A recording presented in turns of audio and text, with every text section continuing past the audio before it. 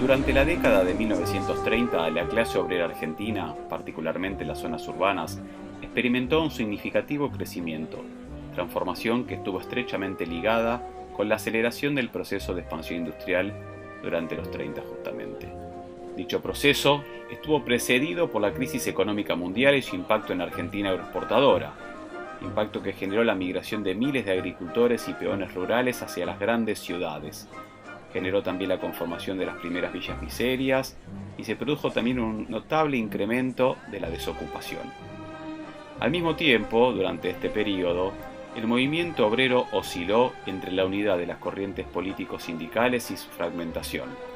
En este sentido, en una primera etapa, frente al golpe de Estado, la Unión Sindical Argentina, liderada por los sindicalistas, y la Confederación Obrera Argentina, encabezada por los socialistas, concluyeron el proceso de unificación y dieron origen a la CGT, Confederación General del Trabajo. Pero en esa CGT no predominó la posición de enfrentar al golpe de Estado y al gobierno dictatorial, a pesar de las persecuciones políticas, el encarcelamiento a líderes populares y obreros, las deportaciones y la picana eléctrica, que es un invento argentino. En ese marco se aceleró el proceso por el cual la corriente sindicalista pasó del sindicalismo de acción al sindicalismo de presión sobre el Estado para obtener conquistas. En el mismo momento en que predominaban las políticas represivas, buscaron establecer lazos con ese gobierno en función de constituir a las organizaciones sindicales en interlocutoras con el Ejecutivo. Al mismo tiempo, reclamaron una participación en el marco de esa intervención conservadora del Estado para opinar sobre la economía, la sociedad y las medidas laborales. Otra corriente del movimiento obrero aceleró su relativa vinculación con el Partido Socialista. Dicho partido había incrementado su influencia en un contexto caracterizado por la abstención electoral de los radicales. Entonces los socialistas, elecciones fraudulentas mediante, se transformaron en la principal oposición parlamentaria. De este modo lograron una gran cantidad de diputados y desde el Congreso impulsaron una serie de proyectos parlamentarios, de los cuales la mayoría no logró concretarse y que tenían como fin modificar la legislación obrera. También, con el correr de los años, se produjo un notable incremento de la influencia de los comunistas, que se transformaron en protagonistas destacados dentro del movimiento obrero y sus conflictos, mientras que al mismo tiempo, el movimiento anarquista quedó muy circunscrito en su influencia.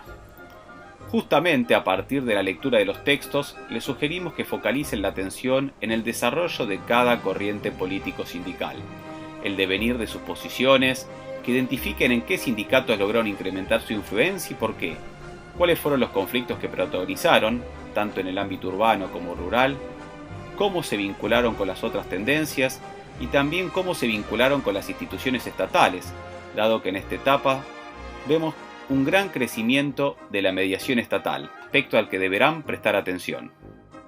La política represiva frente a las tendencias radicalizadas y las huelgas se combinaron con una política hacia ese sector negociador que concebía al sindicato como arma de presión en función de las reivindicaciones económicas.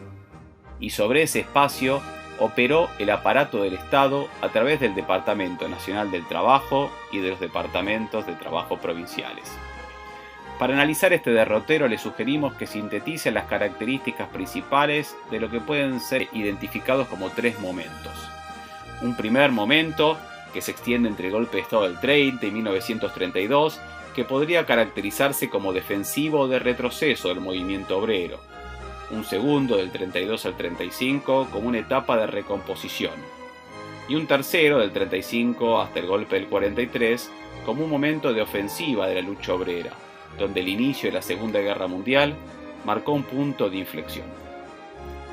Por último, les proponemos que analice la historia de la clase obrera durante la década de 1930, focalizando la atención en sus dimensiones, tareas, actividades productivas, corrientes políticos sindicales, conflictos y contradicciones propias de esta etapa histórica, y no exclusivamente como suelen realizar diversas corrientes historiográficas como antesala de los debates sobre el origen del peronismo.